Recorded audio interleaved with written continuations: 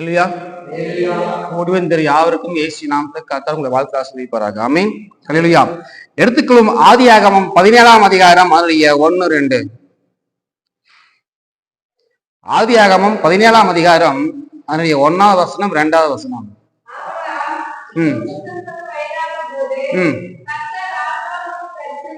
கர்த்தர் ஆபிரகாமுக்கு தரிசனமாகி, நான் சர்வ வல்லமையுள்ள தேவன், நீ எனக்கு முன்பாக நடந்து கொண்டு உத்தமனாயிரு, நான் உனக்கும் எனக்கு நடுவாக என் உடன்படிக்கை ஏற்படுத்தி உன்னை மிகவும்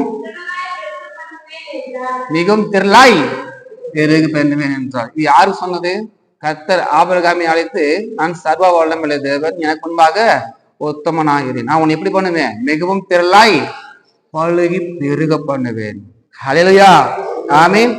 ஆதியாகமம் 28ஆம் அதிகாரம் அதனுடைய 3வது வசனம்.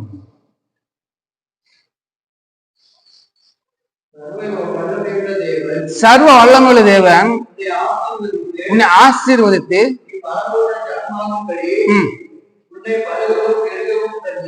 உன்னை பழகவும் பெருகவும் பண்ணி, போதும், உன்னை பழகவும் பெருகவும் பண்ணி. ஆமென். ஆதியாகமம் 35ஆம் அதிகாரம் அதனுடைய 11வது வசனம். ஆதியாகமம் 35ஆம் அதிகாரம் அதனுடைய 11வது. பின்பு தேவன் அவனை நோக்கி, நான் சர்வ வல்லமையுள்ள தேவன், நீ பழுகி பெருகுவாயாக. ஆமென். ஹல்லேலூயா. மூணுலையுமே பார்த்தோம், நான் சர்வ வல்லமையுள்ள தேவன். ஹல்லேலூயா. மூணுலையுமே பார்த்தா, நீ திரளாய் பழுகி பெருகுவாயாக, நான் உன்னை பெருக பண்ணுவேன். ஹல்லேலூயா. ஆமென். இந்த 3 காரியத்திலும் கர்த்தர் ஆசீர்வாதமான வார்த்தைகளே சொல்லி, நான் உன்னை திரளாக பழுகி பெருகு பண்ணுவேன் சொன்னது யாரு? சர்வ வல்லமையுள்ள தேவன். ஆமென். இந்த நாள்ல கர்த்தரோட வார்த்தை நமக்கு, நான் சர்வ வல்லமையுள்ள தேவன். ஹல்லேலூயா. நான் சர்வ வல்லமையுள்ள தேவன், என்னால் செய்யக்கூடாத காரியம் ஒன்றுமே இல்லை. இது யாரு சொல்றது பார்த்து, நான் ஃபர்ஸ்ட் ஆபிரகாமுக்கு கர்த்தர் சொன்னார், நான் சர்வ வல்லமையுள்ள தேவன், நான் உன்னை திரளாக பெருக பண்ணுவேன். அதுக்கப்புறம் ஈசாக்கு சொல்றாரு, அதுக்கப்புறம் யாக்கோபு சொல்றாரு. இப்படியே தொடர்ந்து சந்ததி சொல்லிட்டு இருக்கிறாரு. நாம் யாரோட சந்ததிகள்? ஆபிரகாமோட சந்ததிகள். இந்த நாள் நமக்கு கர்த்தர் சொல்கிறார், நம்மளை பார்த்து, நான் சர்வ வல்லமையுள்ள தேவன். ஆமென். அப்போ ஒவ்வொரு முறையும் நான் சர்வ வல்லமையுள்ள தேவன் சொல்லும் போது அடுத்து சொல்றாரு, நான் உன்னை திரளாக பெருக பண்ணுவேன். ஒவ்வொரு முறையும் சொல்லும்போது பாருங்க, நான் சர்வ வல்லமையுள்ள தேவன் சொல்லிட்டு அடுத்த வார்த்தை, நான் திரளாக பெருக பண்ணுவேன். நான் சர்வ வல்லமையுள்ள தேவன், நான் என்ன பண்ணுவேன்? மிகவும் திரளாய் பழுக பண்ணுவேன், அவனை பழுகி நீ பெருகுவாயாக, அப்படி சொல்றாரு. அப்ப இந்த நாளிலே நம்மளை பார்த்து சொல்றாரு, நான் சர்வ வல்லமையுள்ள தேவன். அப்ப நான் அடுத்து என்ன சொல்லியிருக்கணும்? நீங்களும் திரளாய் பெருக அப்படின்னு சொல்லுவாரா ஆண்டவர்? அவங்களுக்கு எல்லாம் சொன்னது, நீங்க திரளாக நீங்க பெருகுங்க, பழுகி நீங்க பெருகு சொல்றாரு. ஆனா அதே கர்த்தரோட வார்த்தை நமக்கு சொல்றாரு, உங்களை எங்களை பார்த்து சொல்றாரு, நான் சர்வ வல்லமையுள்ள தேவன் சொல்றாரு. நான் சர்வ வல்லமையுள்ள தேவன். அப்ப நம்மை பார்த்து சொல்றார் சர்வ வல்லமையுள்ள தேவன். அவர் சர்வத்தை ஆளுகை செய்கிறவர், சர்வத்தை அவராலே உண்டாக்கப்பட்டது. நான் சர்வ வல்லமையுள்ள தேவன் அப்படிங்கிறாரு. ஆமென். ஹல்லேலூயா. அவங்களுக்கு திரளாய் பெருக பண்ணணும்னு சொல்லி ஆசீர்வதிச்சார். இந்த நாளை நம்மளே பார்த்து சொல்றாரு, நான் சர்வ வல்லமையுள்ள தேவன். அடுத்து நம்மளை என்ன சொல்ல போறாரு அப்படின்னு பார்த்தோம்னா, எடுத்துக்கொள்வோம் 2 கொரிந்தியர் 6ஆம் அதிகாரம் அதனுடைய 18வது வசனம். நமக்கே அவர் என்ன சொல்ல போகிறார்? 2 கொரிந்தியர் 6ஆம் அதிகாரம் 18வது வசனம்.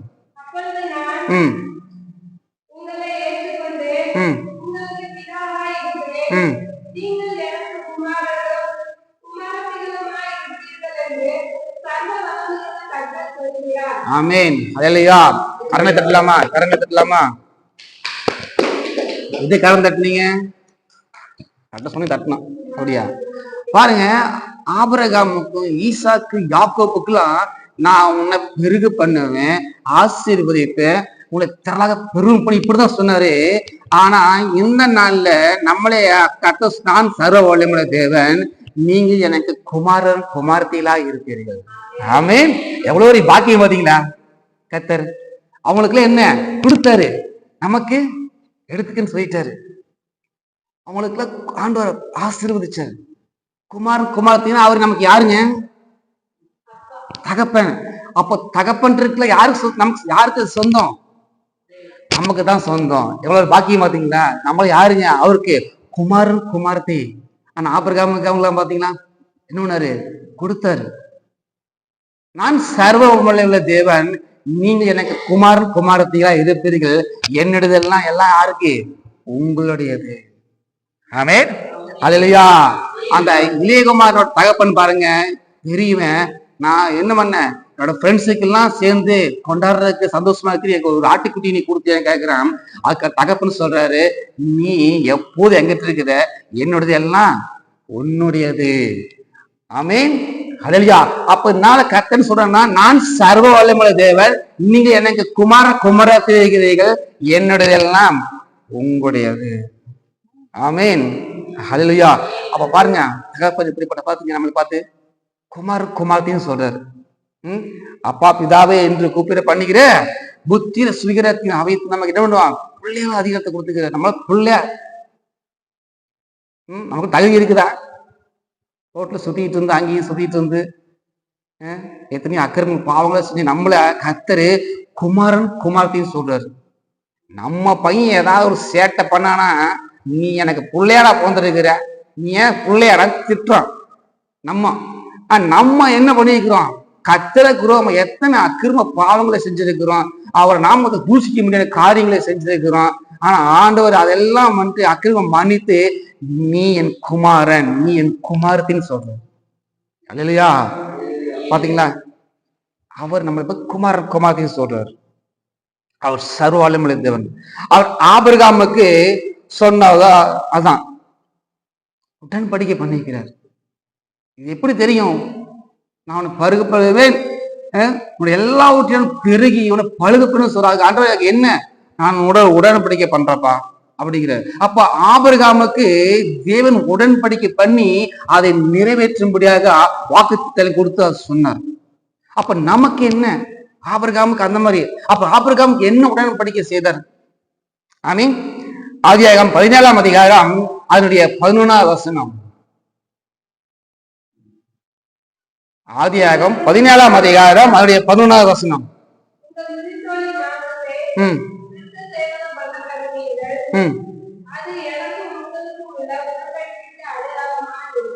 போதும் பாருங்க.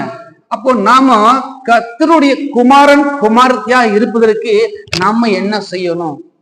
ஆபிரகாம் பாருங்க, அந்த ஆசீர்வாதத்தை பெற்றுக்கொள்வதற்கு உடன்படிக்கை செய்தான். என்ன உடன்படிக்கை செய்தான்? நிமித்த மாம்சத்தை விருத்த சேதனம் பண்ணான். அப்ப நமக்கு என்ன இந்த நாள்ல? ஆபிரகாம் அந்த மாதிரி உடன்படிக்கை நம்ம குமாரனும் குமார்த்தி ஆகும்னா நம்ம என்ன செய்யணும்? 2 விதமான காரியத்தை செய்ய வேண்டும். ஆமென். ஹல்லேலூயா. ஒன்று கொலோசியர் 2ஆம் அதிகாரம் அதனுடைய 11ஆவது வசனம். கொலோசியர் 2ஆம் அதிகாரம் அதனுடைய 11ஆவது வசனம். ஆபிரகாமுக்கு அப்படிப்பட்டதான விருத்த சேதனம். நமக்கு என்ன?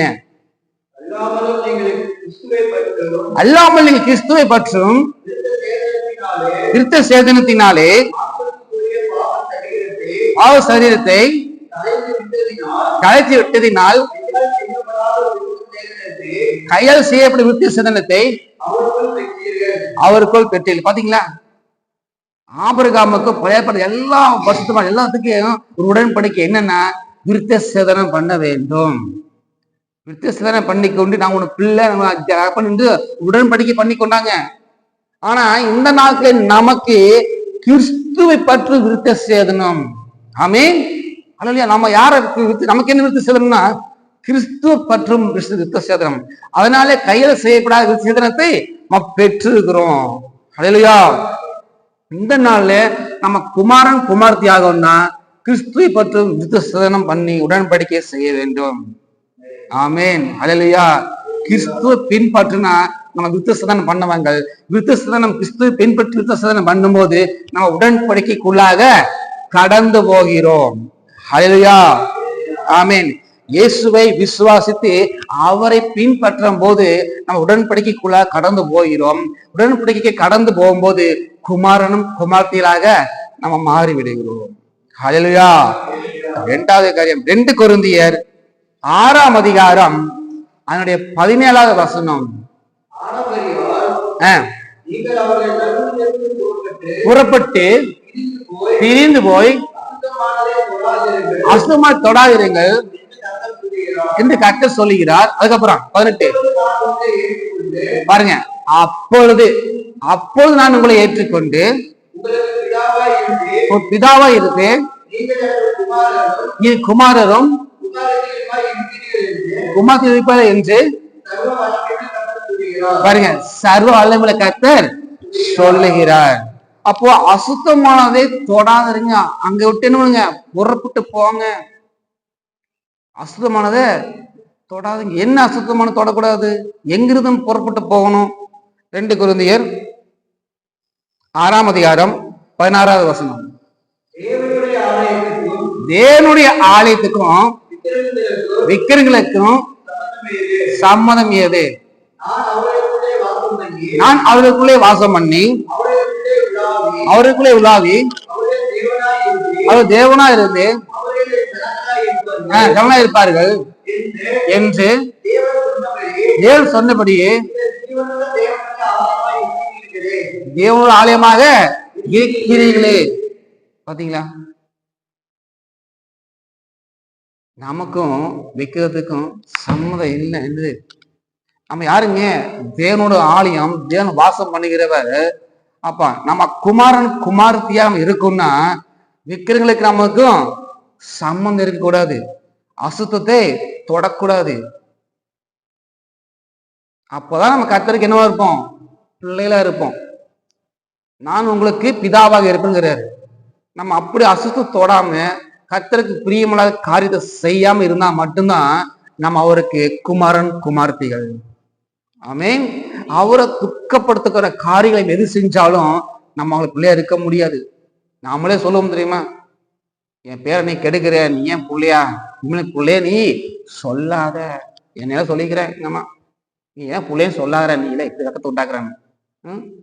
நம்மளே நம்ம இந்த காரியத்தை செய்யும் போது கர்த்தருக்கு மனசாப்பட்ட காரியங்கள் எப்படி செஞ்சிருப்போம்? துக்கப்படுற காரியங்கள் அவர் நம்ம செய்யும் போது அவர் பார்ப்பார். ஓ இப்படி செய்யறானே, என் உண்டாக்குனதுக்கு நான் துக்கப்படுறேன், வேதனைப்படுறேன்.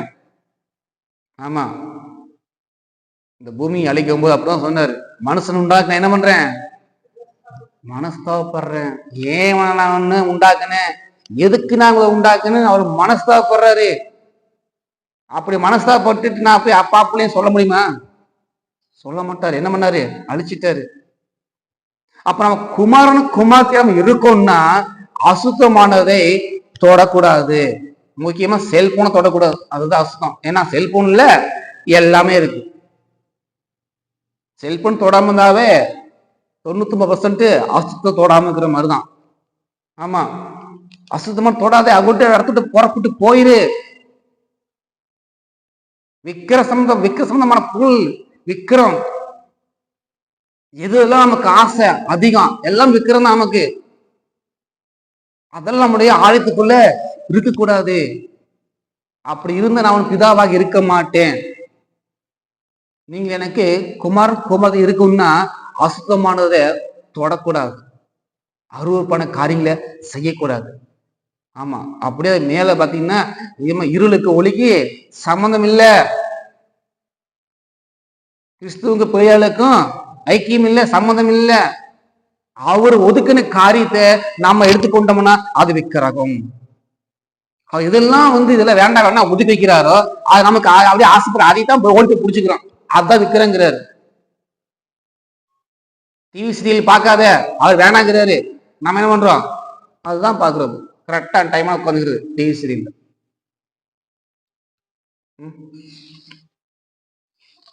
போன மாதிரி திடீர்னு ஒரு விஸ்வாசத்துக்கு போயாச்சு. பார்த்தாங்க மதியம் லஞ்ச் டைம்ல சீரியல் ஓடிட்டு இருக்கு. விக்கிரகம் அது வேண்டாங்கிறாரு, விற்கிறோம்.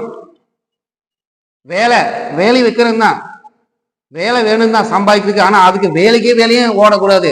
பணம் தேவைதான், ஆனா பணத்தை பண்ணு ஓடக்கூடாது. விற்கிறோம். நம்ம தேவைக்கு மீறி ஆசைப்படுறத விற்கிறோம். ஆமா, சாப்பிட்றதுக்கு போறதுக்கு எல்லாத்துக்கும் வேலை முக்கியம் தான். ஆனா அதுக்கோசரமே நம்ம என்ன பண்ணக்கூடாது, ஓடக்கூடாது. அது வைக்கிறோம். இப்படி காரியங்களை நீ என்ன பண்ணு, புறப்பட்டு போ, அசுத்தமானதை தொடாத. அப்போ நீ எனக்கு குமாரன் குமார்த்திகளா இருப்பீங்க. ஆமா, இந்த நாள்ல நான் சர்வ வல்லமுள்ள தேவன், நீங்க எனக்கு குமாரன் குமார்த்தி இருக்கிறீர்கள். இப்படிப்பட்ட காரியங்கள்ல நீ செய்யாதபடி இருந்தீங்கன்னா என்னுடைய எல்லாம் உனக்கு. ஆமென். ஆமா, நம்ம எங்கேயும் போய் அங்கேயும் போய் என்ன பண்ண கேட்க தேவையில்லை. நம்ம அப்பாட்டு என்ன இருக்கு சொல்றான், இளையகுமாரன், என் தகப்பன் வீட்டிலேயோ பூர்த்தியான எத்தனை பேத்துக்கு சாப்பாடு இருக்கு, நான் இங்க என்ன பண்றேன், தண்ணி தவிர திங்க முடியல, அது திங்க முடியல, கிடைக்க மாட்டேங்குது. பாத்தீங்களா, தகப்பன் வீட்டுல எப்பவுமே பூர்த்தியான சாப்பாடு கிடைக்கும். ஆமென். நம்ம அவர் பிள்ளையா இருக்கும்போது கிடைக்கும். அவருக்கு விரோதமான காரியங்களை செய்து கொண்டு, அவருக்கு அசிங்கமான காரியங்களை செஞ்சு கொண்டு, அவர் வேதனைப்பட்டு துக்கப்பட்டுமான காரியங்களை செய்து கொண்டா நாமளும் தவிடை தேடி கொண்டு போக வேண்டிய சூழ்நிலை வந்துடும். அது தவிடு கூட நமக்கு கிடைக்காது. நாளை பிள்ளைகளே, நான் சர்வ வல்லமுள்ள தேவனா இருக்கிறேன், நீங்க எனக்கு குமாரன் குமாரத்தை இருக்கிறீர்கள், என்னுடைய எல்லாம் உங்களுக்கு. நீங்க என்ன பண்றீங்க, என்னுடைய எடுத்து நீங்க சாப்பிடுங்க. ஹல்லேலூயா. எபேசியர் 6ஆம் அதிகாரம் அதனுடைய 10வது வசனம். எபேசியர் 6ஆம் அதிகாரம் அதனுடைய 10வது வசனம்.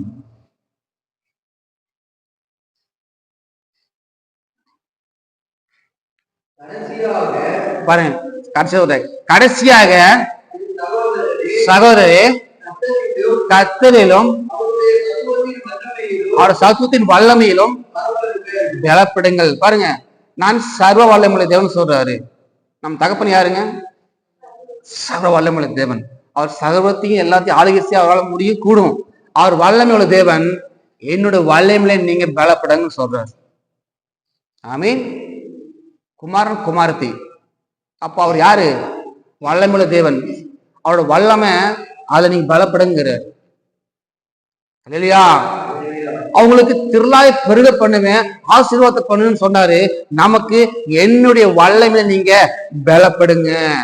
நீங்க குமாரன் குமாரத்தி, நான் வல்லமையுள்ள தேவன், நீங்களும் அந்த வல்லமையில பலப்படுங்க. எதுக்காக பலப்படணும், எதுக்காக பலப்படணும், வல்லமை எதுக்காக பலப்படணும்? வல்லமை என்ன,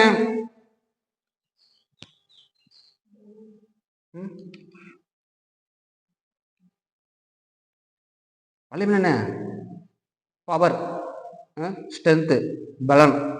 ஆமா, இங்கிலீஷ் பேர்ல பாத்தீங்கன்னா பவர் ஆஃப் கிறிஸ்ட் போட்டு பவர், கரண்ட். ஒரு எலக்ட்ரிக் பாத்தீங்கன்னா பவர் டிரான்ஸ்ஃபார்ம்ல ஃபுல்லா கரண்ட் இருக்கு, சரிங்களா? அங்க கரண்ட்டை மெயின் ஆஃப் பண்ணா எல்லாப்பா கரண்ட் அறியுமா? தெரியாது. அப்போ நம்மளுடைய இருதயம் டிரான்ஸ்பர் மாதிரி எப்பவும் பவர் இருந்துகிட்டே இருக்கணும். கர்த்தரோட வல்லமை நம்ம இதயத்துல இருந்துட்டே இருக்கணும். அல்லையா? அப்போ அந்த பவர் எப்படி தெரியும்? லைட் சுவிட்ச் எல்லாம் போட்டாதான் தெரியும். அப்போ இருதயத்துல எப்போதும் பவர் இருக்கணும். சுவிட்சுங்கிற ஜெபம் பண்ணும்போது அந்த வல்லமை வெளியே வரும். ஆமீன். சுவிட்சு போட்டாதான் லைட் எரியும். சுவிட்சு நீங்க ஜெபிக்கும் போது உங்களுக்கு இருக்கிற வல்லம், உங்களுக்கு இருக்கிற பவர் வெளியே வரும். ஆமா, ஆராதிக்க வர்ஷிப் என்கிறது ஆராதிக்கிற ஒரு சுவிட்சு நீங்க போட்டாதான் வல்லமை வெளியே வரும். பைபிள் வசனத்தை வாசிக்கிற சுவிட்சை போட்டா மட்டும்தான் உங்களுக்கு இருக்கிற வல்லமை வெளியே வரும். இல்லையா? அப்புறம் பாருங்க, அது எதுக்கு பவரு, எதுக்கு வல்லமை தேவைப்படுது? எபேசியர் 6ஆம் அதிகாரம் அதனுடைய 11, 12.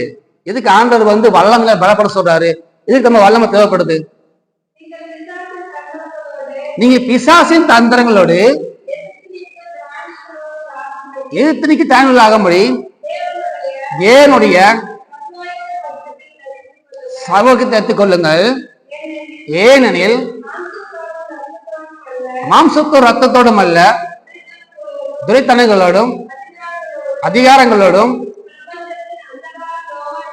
பிரபஞ்ச அந்தகார லோகாதிபதிகளோடும் வான மண்டலில் உள்ள பொல்லாதாவிகளையும் நமக்கு போராட்டம் உண்டு. வான மண்டலத்துல பொல்லாதாவிகளோடு நமக்கு போராட்டம் உண்டு. அல்லேலூயா. பாருங்க, இப்படிப்பட்ட காரியங்கள நார்மலா ஒரு வாரோ சண்டை போர் அப்படிங்கும் போது என்ன ஆயுதம் தேவைப்படுகிறது? பீரங்கி, துப்பாக்கி, குண்டு எல்லாம் தேவைப்படுகிறது. ஆனா இப்படிப்பட்ட பொல்லாத ஆவியோடு நம்ம போரிடும் போது இது நமக்கு தேவைப்படாது. அதுக்கு என்ன வேணும்? கர்த்தரோட வல்லமை வேணும். ஆமா, அது எதிர்த்து நிக்கிறதுக்கு நமக்கு என்ன வேணும்? வல்லமை வேணும். நீங்க எனக்கு குமாரன் குமாரத்தை இருக்கிறீங்களே, நீங்கள் ஆவியோடு போராடுறதுக்கு உங்களுக்கு என்ன வேணும்? வல்லமை வேணும். அந்த வல்லமைக்கு என்ன பண்ணுங்க? பலப்படுங்க. ஆமா, அந்த வல்லமை நீங்க பலப்படுங்க. லூக்கா 8ஆம் அதிகாரம் அவருடைய 46வது வசனம். லூக்கா 8ஆம் அதிகாரம் அவருடைய 46வது வசனம். அதற்கு இயேசு, பாருங்க, என்னிடத்தில் வல்லமை புறப்பட்டதை அறிந்திருக்கிறேன், ஆதலால் ஒரு என்னை தொட்டதுண்டு என்றார். பாருங்க, அந்த கரண்ட் பவரை தொட்டா கருகி செத்துருவாங்க. கவனிங்க, அந்த கரண்ட் பவரை தொட்டா கருகி செத்துருவாங்க. இந்த பவரை தொட்டா கருகி செத்து போனவங்க கூட உயிரோடு வருவாங்க. ஆமென். அல்லேலூயா. பாருங்க, வல்லமை புறப்பட்டுச்சு. அவருக்குள்ள என்ன இருந்துச்சு? வல்லமை இருந்தது. போய் தொட்ட உடனே வல்லமை புறப்பட்டது. ஆமா, இந்த கரண்ட்ல போய் பவரை தொட்ட என்ன? அந்த பவரை தொட்டா கருகி செத்துருவாங்க. ஆனா இந்த ஹோலி ஸ்பிரிட்டோட பவரை தொட்டா கருகி செத்து போன வாழ்க்கை, ஆமா, நாசமா போன வாழ்க்கை இப்படி சொல்லுமா, வாழ்க்கைய முடிஞ்சு போச்சுங்க, நாசமா போச்சுன்னு சொல்லுவீமா. அப்படிப்பட்ட வாழ்க்கை நஷ்டத்துக்கு எல்லாவற்றையும் கட்டணுமா உயிரோட கொண்டு வந்துருவாரு. ஆமீன். அந்த பவர் வேற, இயேசுத்துக்கிற பவர் வேற. ஆமீன். அதைத்தான் சொல்றாரு, அந்த வல்லமை நீங்கள் பெற்றுக்கொள்ளுங்கள், அந்த வல்லமை நீங்கள் பலப்படுங்கள் அப்படிங்கிறாரு. ஹல்லேலூயா. லூக்கா 6ஆம் அதிகாரம் அதனுடைய 19வது வசனம்.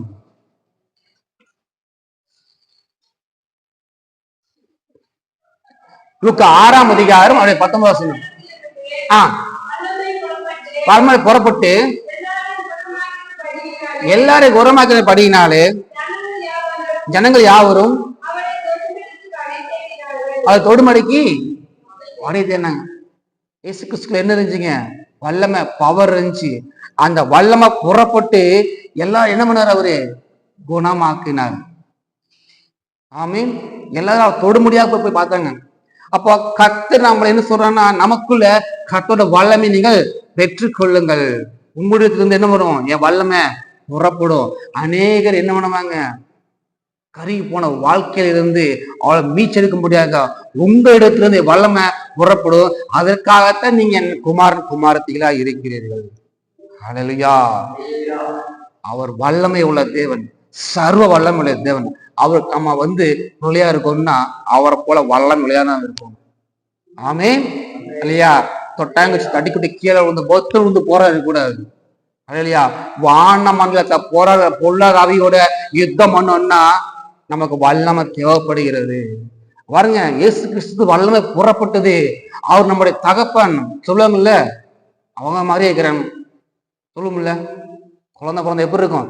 அப்படியே மூஞ்சி அவன் தகப்பன் மாதிரியே இருப்பான். அப்பன மாதிரி மூச்சு வச்சுக்கிறான் அப்படின்னு சொல்லுவாங்க. நாம தகப்பன் யாருங்க? இயேசு கிறிஸ்து. அவர் என்ன பண்ணாரு? சாத்தான ஜெயித்தாரு. நம்ம ஒரு பிள்ளையா இருக்கிறோம். நாம என்ன பண்ணணும்? சாத்தான ஜெயிக்கணும். ஆமா, அதுக்கு என்ன வேணும்? வல்லமை வேணும். நான் எதுக்கு குமாரன் குமாரத்தை வச்சிருக்கேன்னா, இப்படிப்பட்ட சாத்தனோட கிரியை நீ அழிக்கணும், அவட வல்லமை நீ முறிக்கணும்னா நீ என்னுடைய வல்லமை நீ என்ன பலப்படு. ஹல்லேலூயா. அதுக்குத்தான் குமாரன் குமாரத்தை வச்சுக்கிறாரு. ஆமா, அவரு அப்பா மேல எல்லாமே இருக்குது, அதனால எனக்கு அப்படி அந்த விஷயம் கிடைக்காது. அவர்கிட்ட என்ன இருக்குது? வல்லமை இருக்குது. அந்த வல்லமை எல்லாம் நமக்கு கொடுத்துருவாரு. அல்லேலூயா. நீங்கள் குமாரன் குமாரத்தியா இருக்கிறீர்கள். நீங்கள் என்ன பண்ணணுமா? என்னுடைய வல்லமையில நீங்கள் பலப்படுங்கள். எதற்கு? சாத்தானை எதிர்த்து நிற்பதற்கு, தீங்கினாலே உன்னை காப்பாற்றுவதற்கு, தேசத்தை காப்பாற்றுவதற்கு, தேசத்துக்கு அழிய இருக்கிற ஜனங்களை காப்பாற்றுவதற்கு தான் நான் உன்னை குமாரன் குமாரத்தை வச்சிருக்கிற. நீ என்னோட வல்லமையில நீ பலப்படு. ஆமென். அல்லேலூயா. பாருங்க, அந்த வல்லமையினால எத்தனை வியாதியில் இருக்கிற ஜனங்கள், அசுத்தாவி பிடிபட்டிருக்கிற ஜனங்கள், எத்தனை குஷ்டி எல்லாவற்றையும் இயேசு கிறிஸ்து என்ன பண்ணாரு? விடுதலையாக்கி குணமாக்கினாரு. எல்லாம் மடுங்கி ஒடுங்கி போய் ஜனங்கள் அப்படியே எப்படா அப்படிங்கிற மாதிரி இருக்கிற சூழ்நிலை எப்படி மாறிச்சு?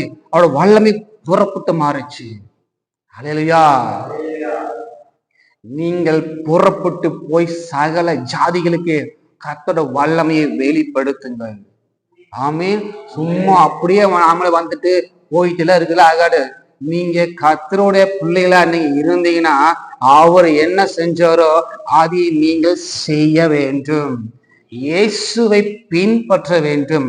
அவரோட அடிச்சுவடைகளை நம்ம என்ன பண்ணுமா? பின்பற்ற. இயேசு என்ன பண்ணாருங்க? சாட்டு போட்டு அப்படி தூங்கிட்டு உட்கார்ந்து இருந்தாரா? என்ன பண்ணாரு? பிணியாளிகள் என்ன பண்ணாரு? குணமாக்கினாரு. அசுத்தாவியை துரத்தினாரு. வியாதிகளை கை வைத்து சுகமாக்கினாரு. அவருடைய பிள்ளைகளாக இருக்கிற நீங்கள் நான் என்ன பண்ணணும்? அப்படிப்பட்ட காரியங்களை செய்வதற்கு வல்லமையை நம்ம என்ன பண்ணணும்? நாட வேண்டும். வல்லமையை நாட வேண்டும். அல்லேலூயா. அப்போ இந்த வல்லமையை நம்ம தரித்து கொண்டு இது எப்படி நம்ம என்ன பண்ணணும்? ஒவ்வொரு நாளும் எப்படி நம்ம இன்க்ரீஸ் பண்ண வேணும்? ஒவ்வொரு நாளும் சின்னமும் காலையில அன்னி பாஷையில 1 மணி நேரம் நீங்க என்ன பண்ணணும்? ஜெபம் பண்ணுங்க. 1 மணி நேரம் ஜெபம் பண்ணுங்க. ஆமென். அல்லேலூயா. பாருங்க, இந்த ஒயல கரண்ட்ருக்கு தெரியல, கரண்ட் எங்கேயோ இருக்குது. ஒரு சுவிட்ச் மட்டும் தான் போடுறோம், ஒரு சுவிட்ச். அப்போ அந்த சுவிட்ச் போடுறதுக்கு முன்னாடி கரண்ட் இருந்துகிட்டே இருக்குது. இப்போ பவர் கட் ஆயிடுச்சு, நம்ம என்ன சுவிட்ச் போட்டாலும் கரண்ட் வருமா? வராது. அப்போ நம்மளோட இதயத்துல கட் ஆகக்கூடாது, பவர் கட் ஆகக்கூடாது. இதயத்துல எப்போதும் அக்கினி இருந்துகிட்டே இருக்கணும். பிறகு போட்டுக்கிட்டே இருக்கணும். பலிபீடத்துல அக்கினி ஆமா அமையாதபடிக்கு நீங்க எச்சரிக்கையாரு. உங்களுடைய இதயத்துல எப்போ அக்கினி கொழுந்து விட்டு எரிஞ்சுக்கிட்டே இருக்கணும். பரிசுத்த வல்லமைனாலும் கர்த்தருடைய வேதத்தோட வார்த்தையினாலும் எப்போதும் அக்கினி எரிஞ்சுக்கிட்டே இருக்கணும். கர்த்தரோட வார்த்தை தான் வல்லமை. ஆமா, அவர் கடவுள் சொன்ன அந்த வல்லமை அப்படியே உண்டாச்சு, வெளிச்சம் உண்டாச்சு, எல்லாம் உண்டாச்சு. ஒரு வார்த்தை, அந்த வார்த்தையின் வல்லமையினாலதான் எல்லாமே நடக்குது. அப்ப கர்த்தரோட வார்த்தை விதித்த எப்பவுமே அக்கினியாக எரிஞ்சு கொண்டே இருக்கணும். அந்த வார்த்தை சொல்லும் போது அவரோட வார்த்தையோட பவர் வல்லமை அப்படியே போய் செய்யும். ஆமீன். இல்லையா? எல்லாரும் நினைக்கலாம்.